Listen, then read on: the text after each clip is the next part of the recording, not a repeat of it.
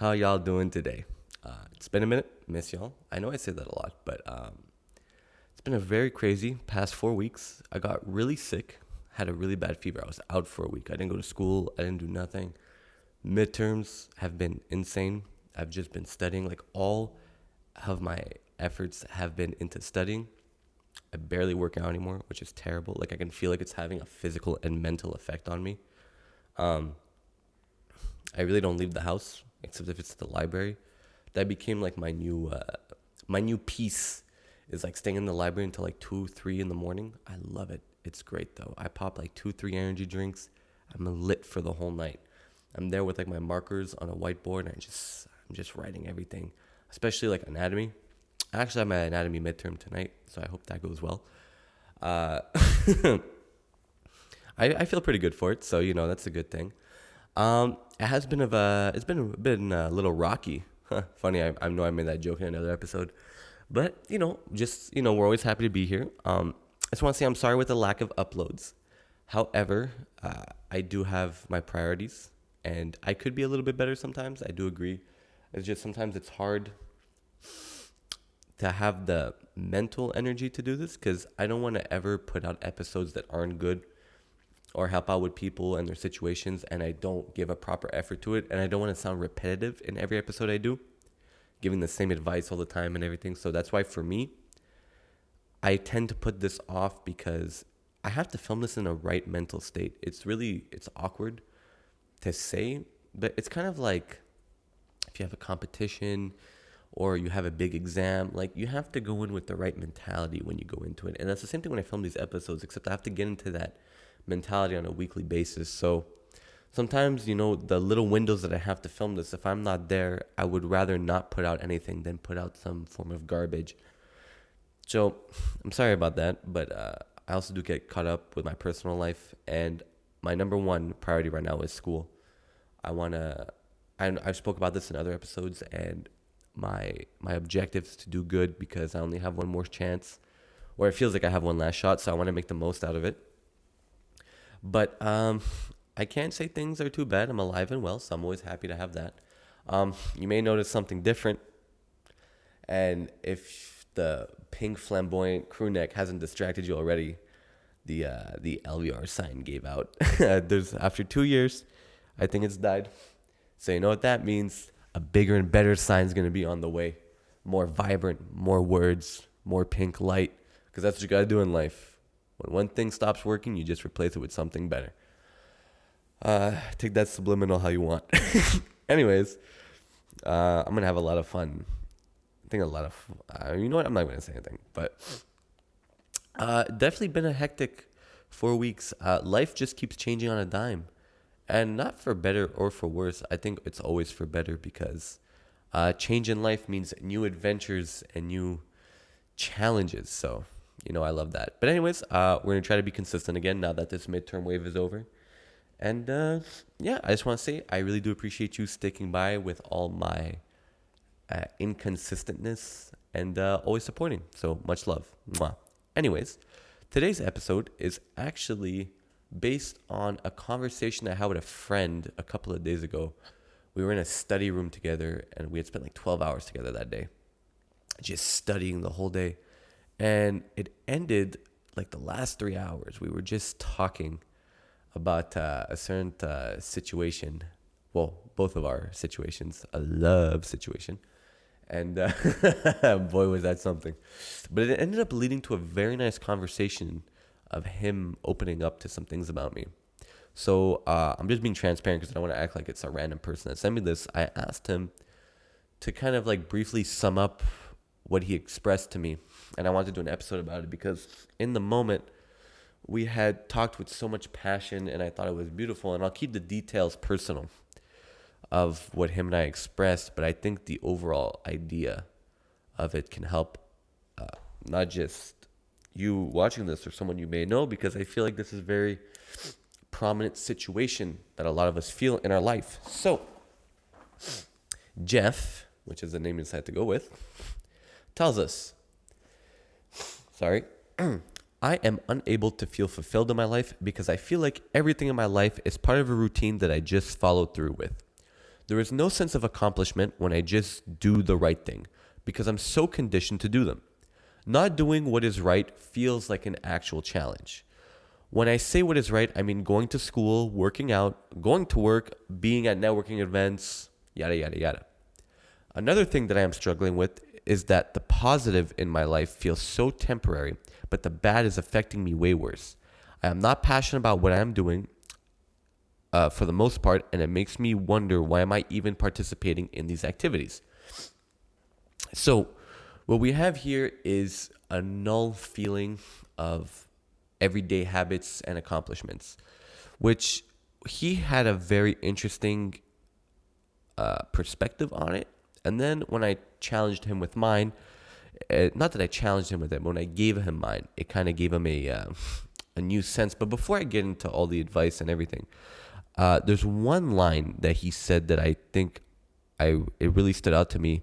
And he said, not doing what is right feels like an actual challenge. So that could be taken in a lot of different ways, right? Maybe I know a lot of you might have taken that as, oh, not doing what is right means, like, let's say upkeeping your habits is the challenge, but that's not what he meant in that. And I only know this because when we spoke personally, and his idea was, let's say giving up going to practice for a sport to go study instead. The right thing for him is to upkeep the, let's say, the sport aspect of his life, to keep going to practice, to support his team. But he believes that him giving that up to go study is a challenge because it doesn't feel right to sacrifice the physical activity part of his life and the exercise part of his life for studying. But then again, the argument can come is that if studying is a priority right now in your life and you need to do good and you need to succeed and it holds more value and priority over something else in your life, is it really the wrong thing to sacrifice one part of your life to achieve another? And that's what we're going to talk about later on. I just wanted to point that out because I thought it was a really, really interesting line, and perspective has a lot to do with that, but we'll talk about perspective after. So the first part of our breakdown is we lose meaning to our efforts when we stop giving it meaning. So what does that mean? Sometimes we get so conditioned to doing the same thing every day that it doesn't hold the same meaning it does anymore. And it only might have meaning in specific circumstances. So let's take studying, for example. You could get so used to studying every day that at one point, it doesn't even feel like studying matters anymore. It only matters when, let's say you have an exam, right? That's when studying feels important because I have an exam coming up, I need to study. But apart from that, if you're just studying every day just to study, although you are doing the same thing, you are preparing for future exams and everything, it might not feel as important because there's no end objective, there's no end goal behind it. You're just doing it because it became natural. It's the same thing I see with a lot of people who get into working out. A lot of people, when they start exercising at first, they get into it because they have a goal. They want to lose weight to look better. That's most of the time what it is. People want to just improve how they look. And you start working out, you're training for years. A couple of years pass by. That's what happened to me. And at one point, you achieve looking good. You get satisfied. And you still upkeep your working out because it became so a part of your routine, but it doesn't feel the same all the time. You feel conditioned to it. And that's why a lot of people who work out, they often will translate to a specific exercise, whether it be, let's say, people who like to lift, they'll go to bodybuilding, they'll go to powerlifting, they'll go to some form of combat sports. They'll find a sport or another way to express doing what they love to do. And it's because it starts to give meaning to your actions because you can start to measure it or scale better. Working out just to look good and be healthy gets a little redundant after a while because you get so conditioned to it. But once you start putting a meaning behind it, let's say if you enter powerlifting and you want to start hitting specific goals of weight you want to lift, you want to start winning competitions, it gives meaning to what you're doing and it kind of rejuvenates it. So the problem is how do we find a way to give meaning to what we're doing every single day? And that comes with recognizing what we're doing and reminding ourselves the why. But that might be hard to do sometimes. And what happens is what brings this pain is when we start, how do I say? So when we get conditioned to our everyday habits, when we start entering what we feel is a low in our life, is we start telling ourselves like, wow, I'm doing all this, I'm upkeeping my good habits, and I still feel like I'm in a low, I'm in a rut. So it starts to feel not enough. And that's where we start looking at sometimes, not sometimes, every time. Our new lows were once a high for us. And just the ability, let's say, to maintain a routine of working out, sleeping on a right schedule, studying consistently, making a good amount of money. These things were once goals for us to be able to have in our life. So although now we might start doing them and it doesn't feel as fulfilling anymore, we don't recognize that that was once a high for us, but now it feels like a low. It's kind of like a sine graph or a cosine graph. If you're a nerd like me, I'm kidding. Well, I am a nerd for other things.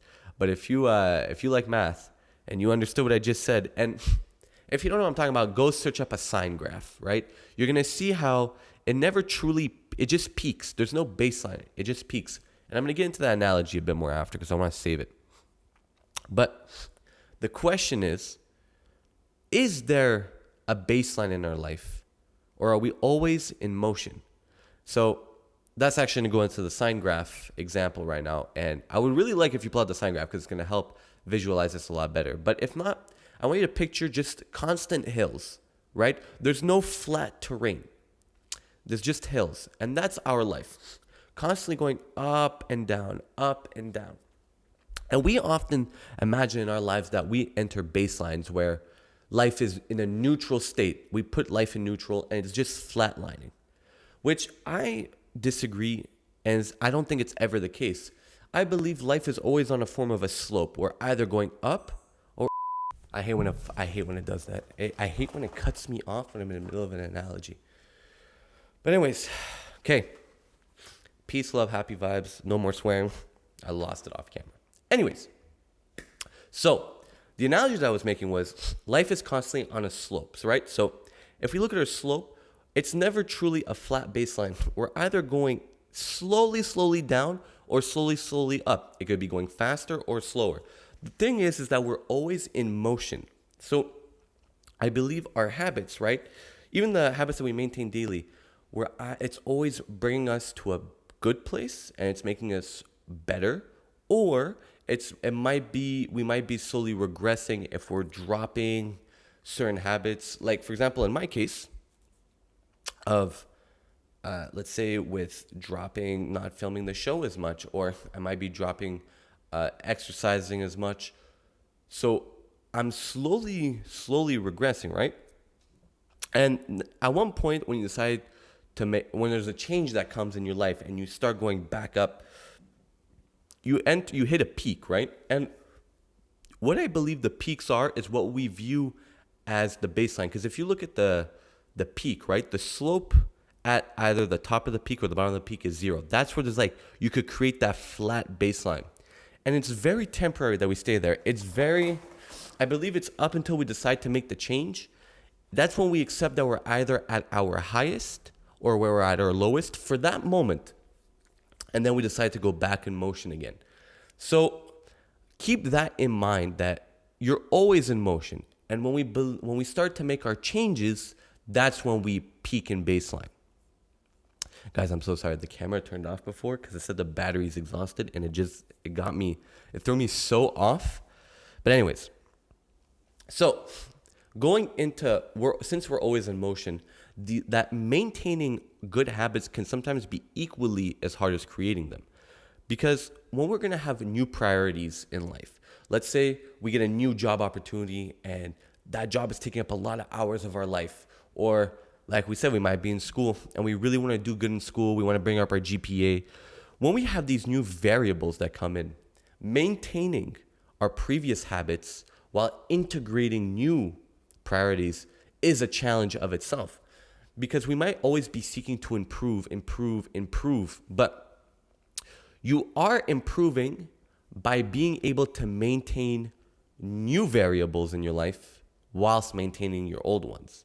So by putting your old habits at a halt and just maintaining them, even though you might not be actively improving, but if you're keeping it, you're still giving it the proper attention and time and efforts, you're still doing good by that, because you need to learn how to integrate new factors in your life before you can start improving everything. Because it's very hard to improve everything at once. We need to learn how to shift our focus at certain variables in our life whilst being able to maintain everything else. And I think that is one of the most optimal ways to improve your life. It's very rare that we can abundantly improve everything altogether at one shot, because there's only so many hours in a day and we only have so much effort. You need to learn how to equally distribute, or an optimal way to distribute your efforts and time so that everything can get some form of attention and nothing is fully neglected. Because when we start fully neglecting certain things, that's when we start feeling that feeling of emptiness and that we're not doing enough. So in the case of Jeff before, when he said that he feels empty with everything that he's already doing, and that it's because if we notice that he said how he's giving efforts, a lot more efforts to other things, which is causing him to neglect others. So what happens is you feel as if you're doing the same habits and efforts, although you're not, because you're not putting the same effort anymore, which is causing you to, let's say, regress in your eyes. However, although you think you're doing the same habits and you think you're putting the same effort, you're really not. But you're treating the regression as if you were. So the best way I could put this into a quick little analogy is, let's say if I'm depositing $100 in the bank, right? And I'm supposed to get 100 back. What happens is you're now putting only, let's say, $80, and you're expecting to get 100 back. But the fact that you see only $80 coming back and not 100 is you're thinking you're not doing enough. It's really, okay, you either got the analogy or not. Honestly, guys, I'm not really good at explaining it right now. But basically, effort in is not equaling results out, because you're not putting the same amount of effort you thought you were putting. Anyways, but it's not a bad thing, because you simply recognizing that is going to put you more at peace, because you have to understand that you're putting your efforts in something else that matters more to you. And now comes our next part, the dangers of ambition. It's a double-edged sword. And so this comes with being ambitious, and as we've been talking very much in this episode, about wanting to do good in all aspects of your life. And with ambition is going to come obsession, which is necessary. You need obsession to be successful in any aspect of ambition that you may have. You need to go all in what you love and never ever look back. Now, it's quite literally impossible to do this for multiple things at once. You cannot be obsessed with everything, because if you're obsessed with everything, you're not truly obsessed with anything at all. And now think about that. You cannot, you know what, I'll save it for after. Because now let's look at the contrary, is that over-obsession with anything will eat you alive. It can break down everything around you and make you feel the most empty, since you cannot achieve your obsession. And this is where what I would just struggle to explain a minute ago, where if you're obsessed with everything, you are truly obsessed with nothing. And if you're obsessed with nothing, you cannot be successful and achieve in that field, because ambition requires obsession. Now, given that you think you're being obsessive and ambitious in all these fields, but you're not yielding any of the results, you're going to feel empty. So the truth is that our focus in what we're doing plays a big role in this. See, the paradox, then there's a paradox here where we get so conditioned to our ambitious efforts that they start to feel empty as well. We don't recognize how far we've come or how much change we've actually made. Once we come at a halt, we feel back at square one, which we are, but we're at a higher starting point than before. So to integrate this, now just give me a minute to think about this because I want to make sure I say this right and I don't lose you because I almost lost myself explaining all this. So given that our efforts get so spread out everywhere, and I know I'm kind of jumping back and forth like a rabbit here, but it's all going to come. I'm going to put in a nice little bow on top at the end for all of you. But all this to practically say is that getting conditioned to our ambitious efforts is going to cause a lack of belief and obsession. We don't feel that we're putting our efforts. We don't feel that we're ambitious about it. We don't feel obsessed over what we love anymore. Lack of obsession, lack of results because of a lack of effort.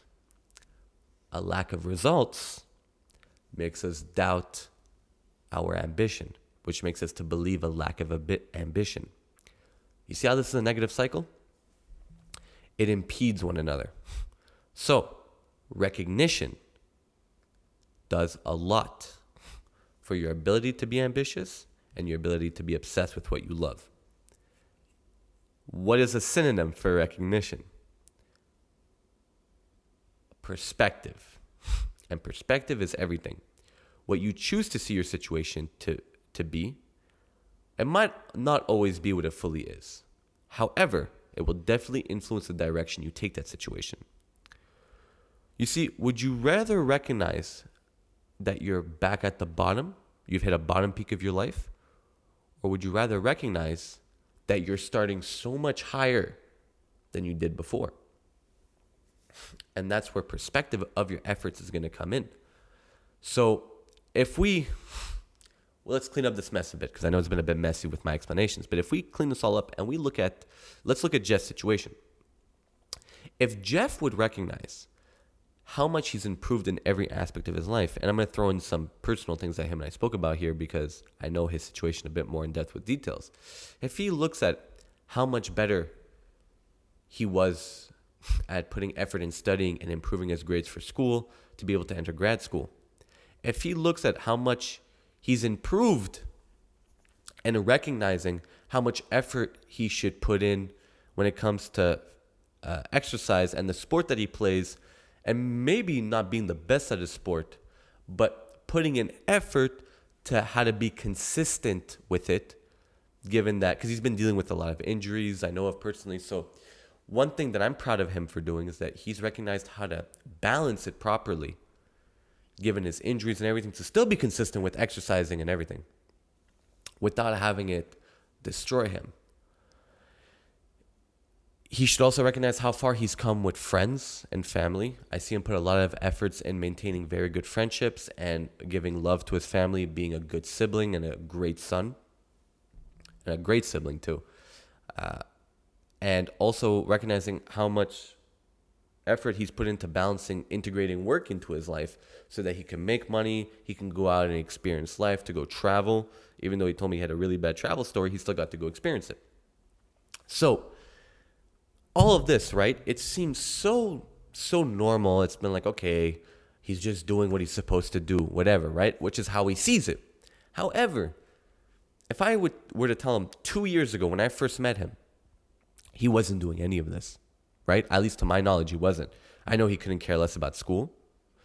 He wasn't working as much money. He wasn't as ambitious financially, because I know he has some financial plans he plans on doing, and he didn't have those ambitions. They didn't exist. I don't know how he was for his friends and family part. I'm not going to comment on that. I don't know. I know with his sport, he didn't really care as much. He was more just going through the motions. So over the years, he's refined what he did.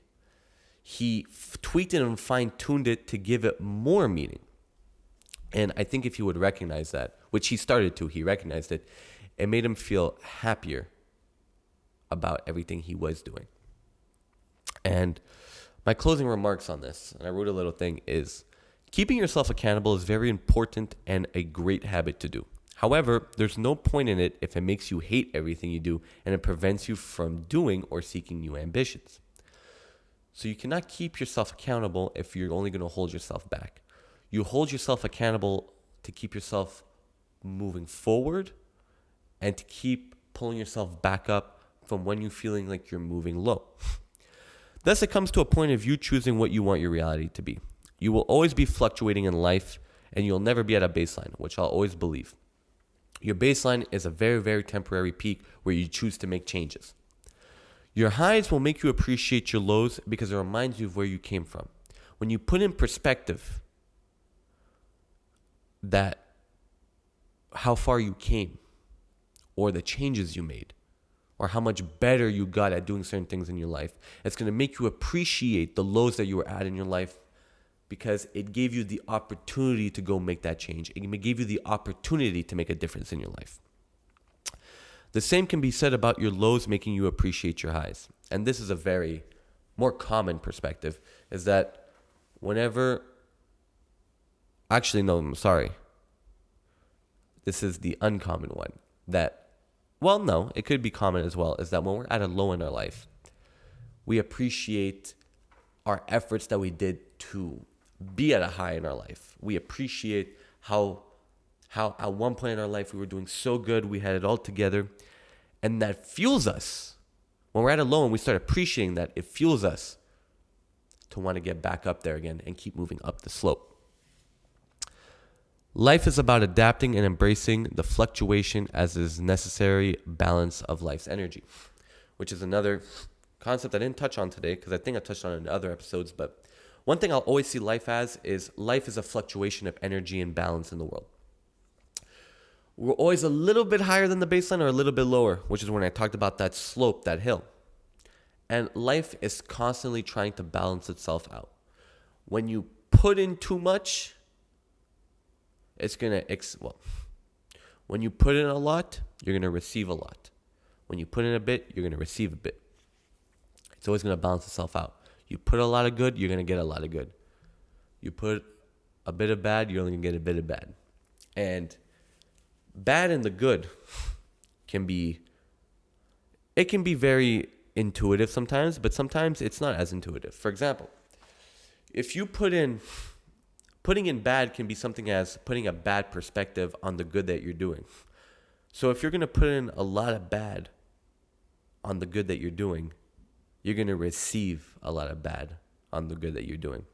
And it's such a simple and dumb concept. But I believe that when you make things simple in life, when you try to keep it very simple and you don't try to give some crazy elaboration for it, it makes life a lot easier to digest and understand. So keep in mind that life is always a balance. When you're doing good in your life, bad is bound to come because it has to ground you and bring you down. But once you get brought back down and you get grounded, there's a lot of good bound to come back to bring you back high. Your lowest lows will bring you to your highest highs, and your highest highs will show you your new lowest lows. Keep that in mind. So, no matter what, you know you're going to experience good or bad. So regardless, you need to give meaning to your actions, Jeff. Your perspective on your actions will shape it all. It's not supposed to always be good or feel at its best. If it always did, then you wouldn't be alive. The fact that you feel some form of bad in your life lets you know that you're alive, which is a priceless gift. It truly is. So go live it all while it's still there, because that's what we're meant to do. We're meant to live through the bad and to live through the good. I know it's a very typical thing to say, and it feels way almost too simple and too intuitive, but it's quite literally as simple as you make it, because that's what life's perspective is all about. So Jeff, I know things are a bit better for you because we spoke personally, but to anyone else watching this, I want you to know that I want you to embrace every low as much as you embrace every high, because both will give so much meaning to your life and so many opportunities to make conscious decisions. And the ability to make a conscious decision is beautiful in its life itself. which Jeff and I, we spoke about, is that sometimes habits don't feel like you're making conscious decisions anymore. But choosing to not do those habits, choosing to not do the habits is a conscious decision in itself. So keep that in mind. It feels very nice to record again. Sorry, episode might have been a little bit messy. I'm also in a bit of a rush, but I told myself, I'm filming today. No matter what, I have my exam today. I need to work out before my exam, but I do not care. I'm filming. I need to make a change in my life. Because even for me, personally, I've been feeling on the downward slope. It's funny because it's almost like I say that every time I'm doing an episode, but that's truly what life is, but I love it. So I am going to bring myself back on an upward slope, and trust me, everything is going to be good. I promise you. We're gonna get in amazing shape. This show is I'm gonna make sure it levels up. I'm gonna make sure I bring it to a new level within the next month. We're gonna do a lot of good. I promise you. There's gonna be a new sign. You see, the death of an old sign is a sign to get a new sign, which is a sign in itself. Take that how you want. Take that god-awful analogy how you want. But jokes aside, I think it's time to refresh, rebrand. I'm feeling refreshed in a lot of things in my life, and changes are coming. Changes keep coming, and I keep loving them. Also, killing it in school. We're going to end school on a great bang, I promise you that much. And we're going to find a lot of love in our life, because life is full of love, and it's beautiful. So on that note, I hope you're all doing very well.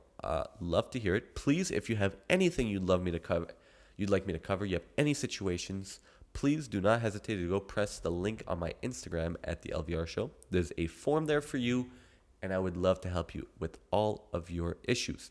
I have a very big episode coming out in 2 weeks that I've been thinking about months for doing, and it's going to be a big one. We're talking about almost an hour long here, so I'm going to figure out how to do that. But yeah, I'm looking very forward to that, and I'll keep you guys updated in the coming weeks. Yeah, no more really life updates apart from that. I'm gonna go kill this exam tonight. I can't wait to get back in shape, guys. I can't wait to keep training again regularly. It's been so hard. Like, I choose to go study instead of training. I got so sick. It was anyways, no, you know what? No complaining. I almost swore. I'm tired of complaining. I don't ever complain, and just the slightest bit of complaining annoys me. I'm not here to complain. I'm here to do good. I'm here to do better. I'm here to make a difference and to use the opportunities given to me. So let's go make that happen, all of us today. You go do whatever you gotta do today. Go get that done. I'm gonna go get what I need done. So I love all of y'all.